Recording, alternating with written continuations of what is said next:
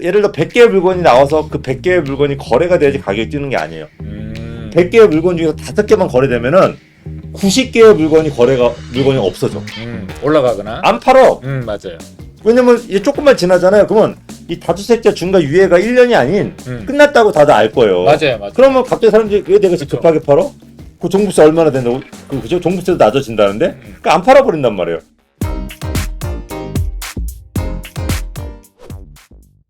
다주택자 이제 중과 유예가 예. 되면서 매물들이 좀 많이 쌓이고 있어요. 전국적으로. 네. 그죠? 이제 그러면서 이제 사람들이 뭐 불안한 마음도 있고 네. 어떻게 해야 되는지 이런 부분들에서 많이 궁금해 하셔가지고 두 분의 꼰대님 모시고 그죠? 네. 이제 저까지 셋이서 한번 자세하게 말씀해 드리려고 다주택 양도세 중과 유예하면서 네. 물건은 좀 많이 쌓이고 있죠. 지금 아마 최근 들어서 이런 기사들을 우리 시청자분들이 가장 많이 보시게 되지 않을까 싶어요. 거의 뭐 대부분 지역들이 단 것 같아요. 서울도 그렇지만 수도권의 화성이라든지 수원, 용인 이런 지역들도 매물들이 좀 증가를 하고 있고 좀 좋은 지역은 본인들이 가져가려 하더라도 좀 내가 집값이 더 많이 오르지 않을 것 같다라고 생각하는 지역들은 좀 매물들을 많이 내놓고 있는 이런 상황이다라고 보여지고 있습니다. 근데 이제 그 뉴스를 보게 되면은 네.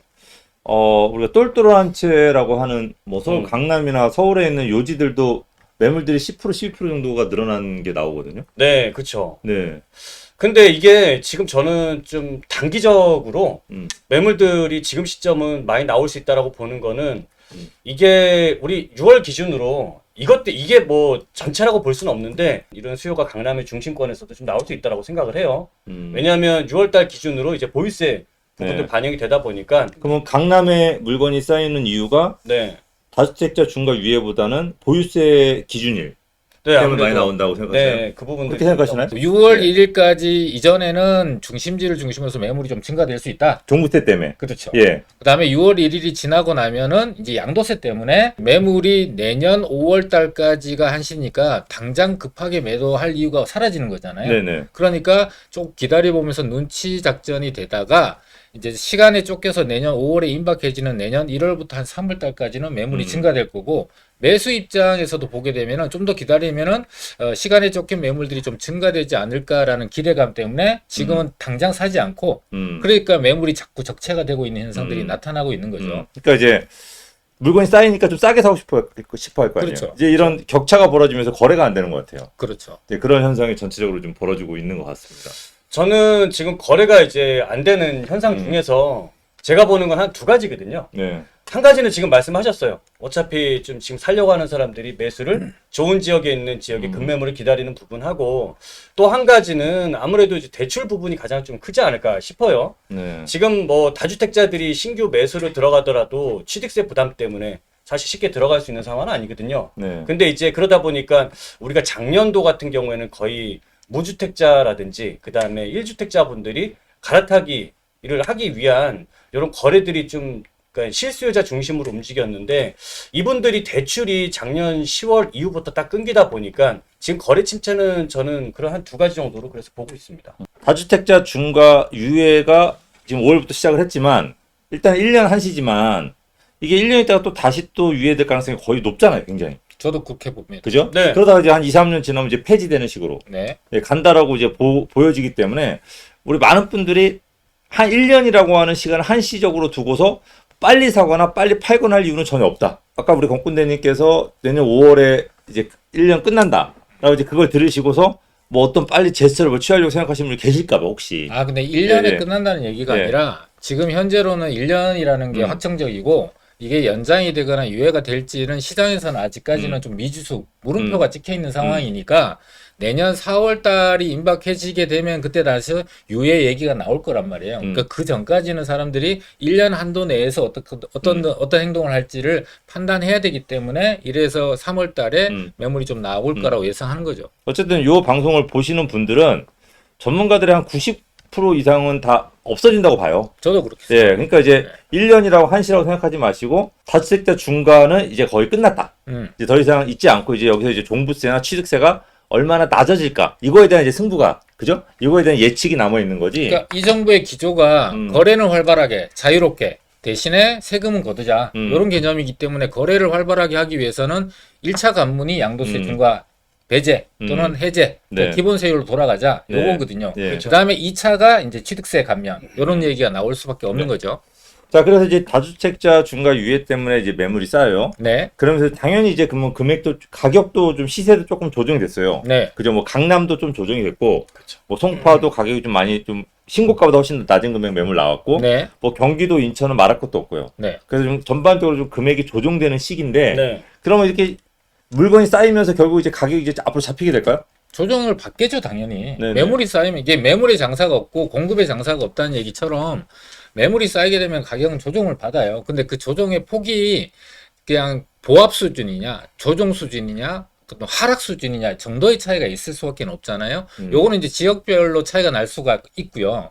그리고 이 지역별로도 좀 매도를 하시는 분들이 매도가 거래가 되면은 매도되고 그냥 그 상태로 머물러 있을 것이냐 아니면은 다시 매수세로 접어들면서 매수가 모여드는 수요가 증가되는 지역들은 오히려 하락하는 기조가 살짝 보였다가 다시 반전되는 그런 일시적. 그렇죠. 그 일시적으로 끝나고 또 다른 지역들 같은 경우는 하락 또 조정이 조금 길어질 수 있는 그런 차이점들이 생긴다는 정도의 차이가 생기는 거지 전반적으로 시장 전체를 보게 되면 매물이 증가되면은 당연히 시장 가격은 조정이 될 수밖에 없는 거죠. 제가 보는 거는 올해 하반기 정도 음. 이 분위기 반전이 일어날 수 있다라고 생각을 합니다. 반전은 어떤 반전을 봤어요?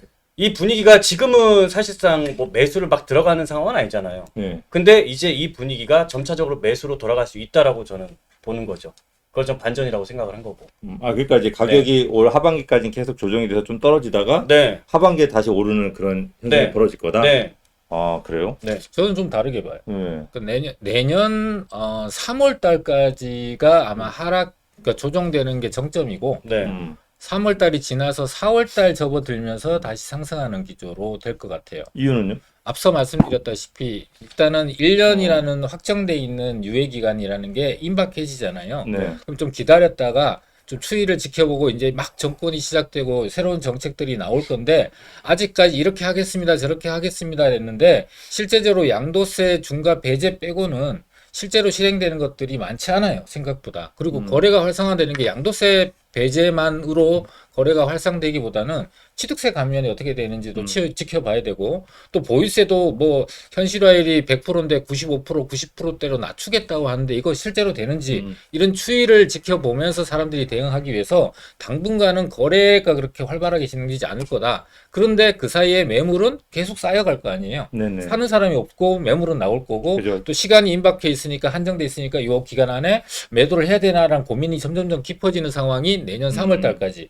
그리고 매수자 입장에서도 내년 초가 되게 되면은 좀 더 많은 매물 그러니까 좀 더 착한 가격에 매수를 할 수 있지 않을까라는 기대감이 생기는 거잖아요. 그러니까 서울 수도권 지역은 이런 흐름을 보일 거고 상대적으로 이제 지방 도시들 같은 경우는 그 매물 적체가 좀 더 심하게 나타날 거예요. 그러니까 심하게 나타나면 정부에서는 어떻게 나올 거냐면은 임대사업자를 활성화하는데 거기에 아파트를 포함시키는 그런 현상들이 나오는데 왜냐하면 금액 기준이 나타나게 될 거거든요. 어쨌든 뭐 네.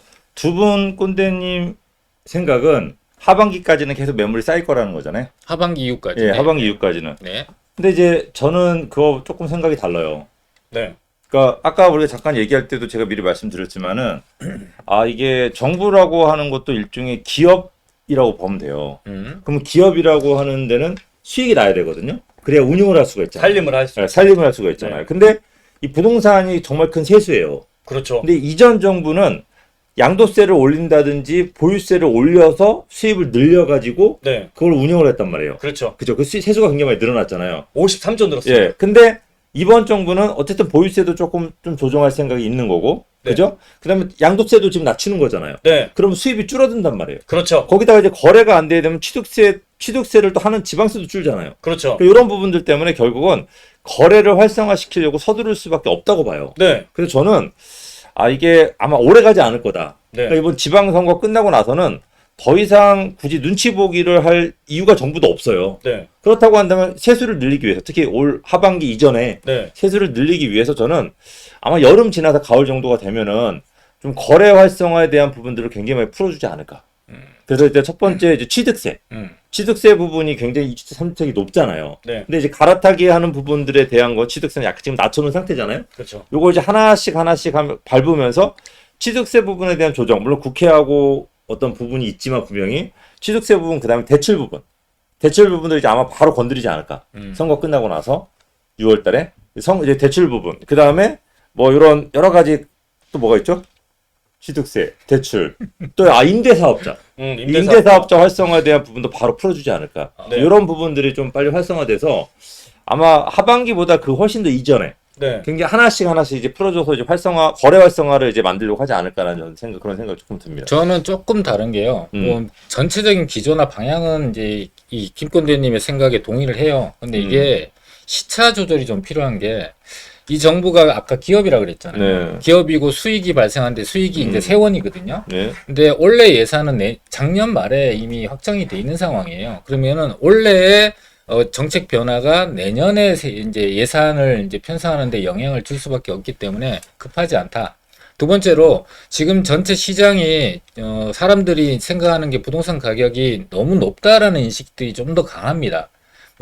보유하고 계신 분들은 안 떨어지기를 원하지만 매수하려고 하시는 분들은 좀 더 떨어졌으면 좋겠다는 생각을 갖고 있기 때문에 폭락이나 하락을 이 정부가 원하진 않지만 약간의 조정 또는 안정을 원하는 상황이기 때문에 좀 더 하락하는 거에 대해서 그렇게 부담감을 크게 가지지 않을 거다라고 생각을 해요. 그래서 올해 하반기까지는 저는 당장 이제 6월 지방선거가 끝나고 나서 시장이 갑자기 활성화되고 그동안 하겠다라는 걸 모든 걸 막 쏟아내 갖고 시장에 좀 더 큰 영향을 주는 그런 상황은 만들지 않을 거라고 생각이 되고 시간을 두고 올해 하반기 또는 내년 상반기 정도를 지금 우리 김건대님이 생각하는 것보다 한 6개월 뒤 정도가 풀리기 시작하는 시점이라고 생각을 합니다. 앞으로 몇 달 정도는 물건이 쌓인다는 거잖아요. 네네. 그죠? 네. 그러면 이 물건을 매수하려고 하시는 분들도 고민이 되게 많을 것 같아요. 그렇죠. 이거를 사야 될지 팔아야 될지. 집을 여러 개 사서 다주택자 되고 싶다. 이런 분들은 언제 사는 게 좋을까요? 그러니까 저는 언제 사는 게 좋다라는 거는 그 분위기라고 생각을 하거든요. 네. 이 사람들이 사야 되겠다라고 생각하는 부분. 그거를 제가 하반기로 보는 이유에서 두 가지로 저는 보는 거예요. 지금 현재 대출이 안 나오는 상황입니다. 잘 안 나와요. 그런데 지금 앞으로 우리 8월 달을 생각을 해보면 지금 대출이 이렇게 막혀 있는 상황에서는 전세 입자라든지 임차인 같은 경우들도 세를 못 얻는 상황이 됩니다. 그래서 대출을 필수적으로 풀 수밖에 없는 상황이 되고 두 번째는 지금 임대차 3법 때문에 이게 2년마다 계약갱신이 돼서 아니면 2년마다 집을 얻을 수 있는 것을 4년으로 이 텀을 굉장히 길게 바꿔놨단 말이에요. 그러다 보니까 시장 내에서 매물도 안 나오고 거래도 안 되는 상황이 계속 부작용으로 나왔기 때문에 이 부분들을 이제 임대사업자로 풀어낼 수가 있는 거거든요. 우리 주택임대사업자. 그러면 주택임대사업자는 결국 다주택자 입장에서 취득세라든지 그다음 보유세에 대한 혜택을 받을 수 있는 시점이 되기 때문에 하반기에 이게 대출과 임대사업자가 풀릴 수 있다면 저는 그 시기가 다주택자들이 매수를 하기 좋다라는 신호를 받아들이고 움직일 것 같아요. 그러면은 네. 이건 어떨까요? 어차피 임대사업자 혜택을 지금 현재 상태에서 늘리지 않으면은 네. 임대사업자들이 당장 움직이지는 않을 거 아니에요. 다주택자 물건 쌓이는 거 보고서는. 네. 그럼 임대사업자 혜택을 늘리자마자 사는 것도 좋겠네요. 기다렸다가. 그렇죠. 그것도 보고서 들어가고 급하게 안 사고 예. 왜냐면 의견이 다르. 저는 한 여름 정도 지나면은 혜택을 이제 줄 매물들을 거다. 소비를 할 수 있게끔 풀어줄 거다라고 줄 거다. 하는데 네. 두 분은 이제 좀 더 늦게 본단 말이에요. 네네. 6개월 정도. 네. 근데 뭐 그렇게 따진다면 사람들이 판단하기 힘들잖아요. 네. 그러면 다주택자를 지금 생각하시는 분들은 차라리 기다리다가 네. 임대사업자 풀어주겠다라는 뉴스가 나오는 날 사는 거. 그날 그게 가장 좋을 것 같긴 해요.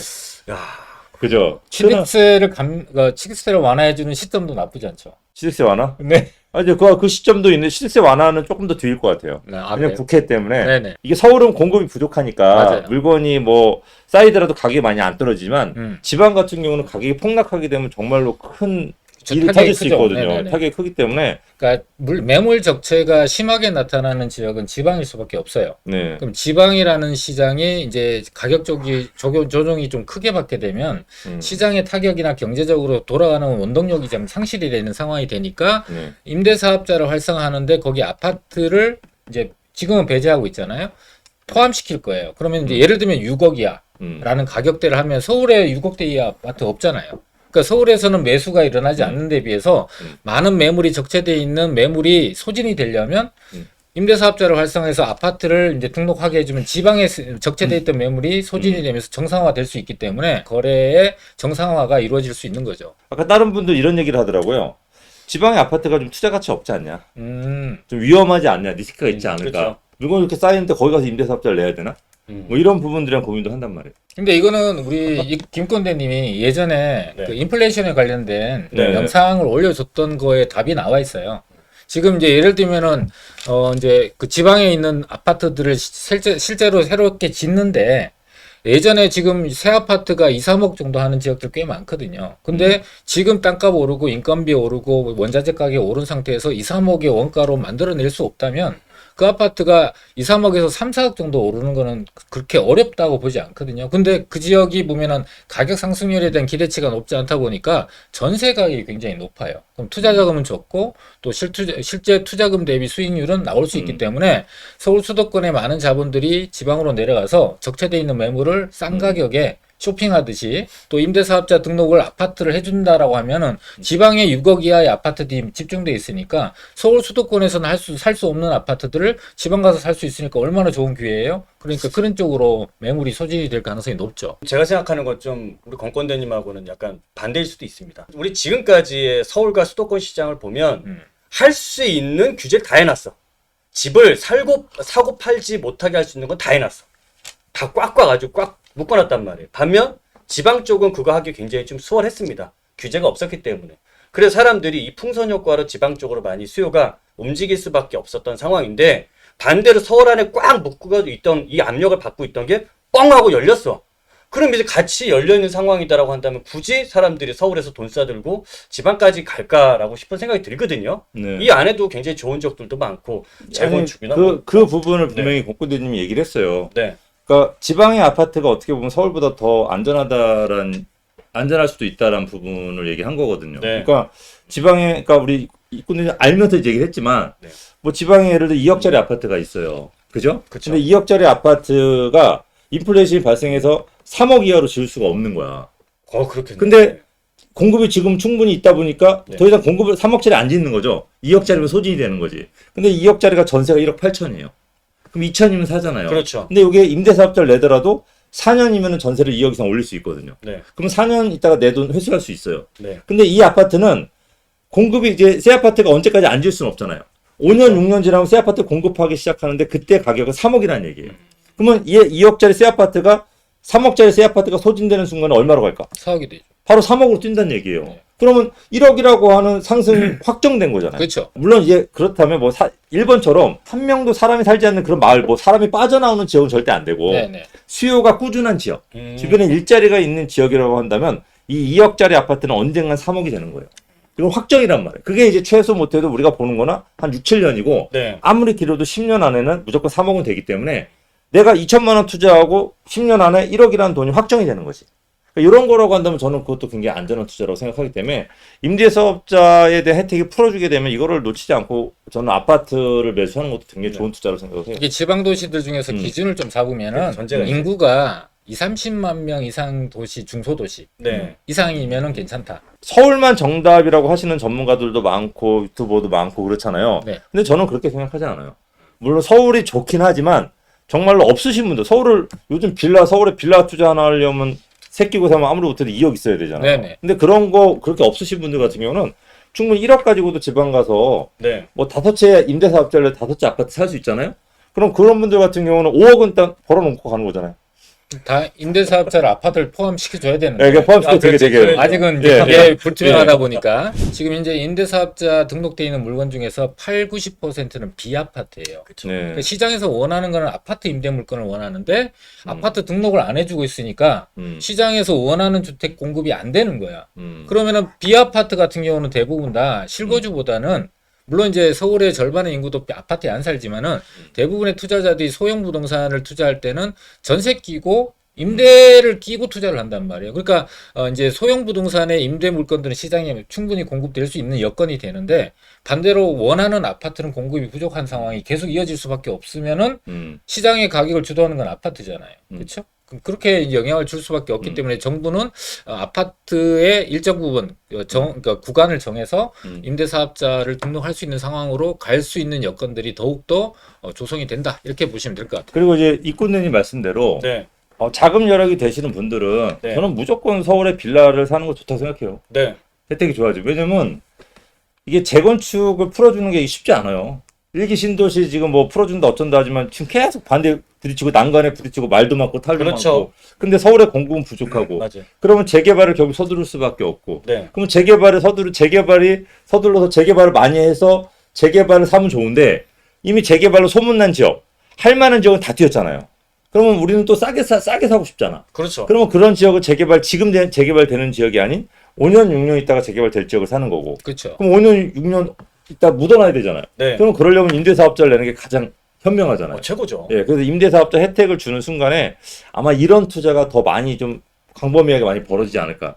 저는 그 생각은 역시 동의를 합니다. 네. 자, 그러면 그 임대사업자가 혜택이 완화되는 시점에 매수를 무조건 해야 된다. 네. 그거 지켜만 보면 큰일 난다. 그렇죠. 돈이 좀 모자라시는 분들은 지방에 아파트라도 사라. 네. 그죠? 그 돈 여유가 있으신 분들은 뭐 빌라시장 서울에 이제 재개발될 만한 지역을 그렇죠. 사는 게 좋다. 뭐 이렇게 보시면 될 것 같아요. 왜냐면 서울의 아파트들은 임대사업 내는 거를 안 해줄 것 같아. 그죠? 해주더라도 그 가격대에 들어가지 그러니까 못 하는 거지. 그러니까 안 해주는 거죠. 쉽게 네, 얘기하면. 네. 실수요자. 네. 1주택이나 갈아타시는 분들 같은 경우는 언제 사는 게 좋을까요? 갈아타기를 하실 분들 같은 경우에는 아무래도 이분들도 지금 현재 갈아타기를 한다라는 개념은 현재 본인이 살고 있는 곳보다 더 좋은 곳을 가기 위해서 갈아타기 하는 거잖아요. 네. 그런 개념으로 봤을 때는 더 많은 돈이 필요할 거고 더 많은 대출이 필요한데 이런 대출문이 쫙쫙 열렸을 때가 가장 좋은 타이밍이 되지 않을까 싶은데요. 그러니까 네. 대출 풀어주는 뉴스가 나오는 날 사야겠네. 그것도 마찬가지로. 그래야 되겠는데요. 그러니까 지금 굳이 살 필요는 없잖아요. 지금 그렇죠. 물건이 쌓이고 조정되는 그렇죠. 시점에 원래 주식도 떨어지는 칼날은 잡으면 안 되잖아요. 맞습니다. 근데 예. 1주택자가 갈아탈 때는요. 기존에 있는 주택을 매도하는 조건이면 대출이 1주택자한테는 많이 완화돼 있어요. 그러니까 꼭 그게 완화될 필요는 없다고 보고. 이게 그 문제는 네. 매매 계약이 되고요. 네. 그냥 이건 약속으로 되는 문제가 아니고 매매 계약이 되고 계약서가 나온 상태에서 그러니까 계약서에 도장이 다 서로 다 찍혀 있어야 돼. 네. 아니 그걸 가지고 그거는 대출을 받아야 되기 내 때문에. 문제고 다른 사람들이 또 그 물건 집어 가잖아요. 그러니까 대출을 완화시켜주면 1주택자 갈아타는 사람 아니고도 막 살 거 아니에요. 아까 실수요자라고 물어봤어. 그러니까 이 사람 저 사람 다 집어 가니까 그렇지. 그 타이밍을 네. 왜냐면 부동산은요 여러분들 아실지 모르겠지만 진짜 분위기예요. 맞아요. 심리. 맞아요. 우리가 부동산을 들어갔는데 그러니까 공인중개사 네네. 죄송합니다. 이거 말 표현을 잘해서 공인중개사 사무실을 들어갔어. 근데 공인중개사 분이 너무 나를 반겨. 어서 오세요라고 하고 정말 맛있는 걸 대접하면 사기 싫어. 안 야, 사요. 이거 손님이 얼마나 없으면 이럴 거야. 근데 공인중개사 사무실 들어갔어. 네. 우리 쳐다도 안 봐. 번호 뽑아보세요. 왜 뽑아요? 그러면 물건은 없는데 살려고 하는 사람 너무 많어. 번호 뽑고 커피숍 가 계시면 제가 전화 드릴게요. 네. 그러면 이상하게 사고 싶잖아요. 그렇죠. 그러니까 이게 심리래요. 그러니까 이게 대출이 풀어줘서 일정 부분 물건이 들여지잖아. 네. 그러면은 어떻게 되냐면요. 이게 예를 들어 100개의 물건이 나와서 그 100개의 물건이 거래가 돼야지 가격이 뛰는 게 아니에요. 100개의 물건 중에서 5개만 거래되면은 90개의 물건이 없어져. 올라가거나. 안 팔어. 맞아요. 왜냐면 이제 조금만 지나잖아요. 그러면 이 다주택자 중과 유예가 1년이 아닌 끝났다고 다들 알 거예요. 맞아요. 그러면 갑자기 사람들이 왜 내가 급하게 팔어? 그 종부세 얼마나 된다고? 그죠? 종부세도 낮아진다는데? 그러니까 안 팔아버린단 말이에요. 그러면 그 100개의 물건이 없어져 버리고 딱 가봤던 시장에 두세 개, 그것도 내가 마음에 안 드는 북창, 저층, 그죠? 내가 마음에 안 드는 저 위에 아파트, 이런 거밖에 안 남는 거예요. 맞아요. 그래서 내가 사고 싶은 거를 정말 적정한 금액에 사려고 한다면 대출 나오는 시점 딱 그 날 가서 사야 돼. 맞아요. 그게 포인트네. 네. 빨리 서둘러야 되는 거예요. 그 얘기 듣고 보니까 동의. 네. 그래서 공인중개 사무실 가서 반기면 사지 마세요. 그 동네. 반론 제기했다가 아주 네. 몰매를 맞네 아주. 실수요자분들은 이제 그런 쪽으로 좀 생각하시면 될 것 같고, 그럼 지역별로 보자고. 지역별로. 네. 뭐 전국적으로 보기도 힘들고.